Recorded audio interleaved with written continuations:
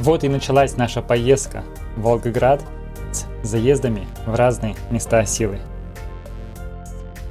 Что интересно, когда занимаешься именно автопутешествиями, то что можно остановиться в любой момент, в любом месте.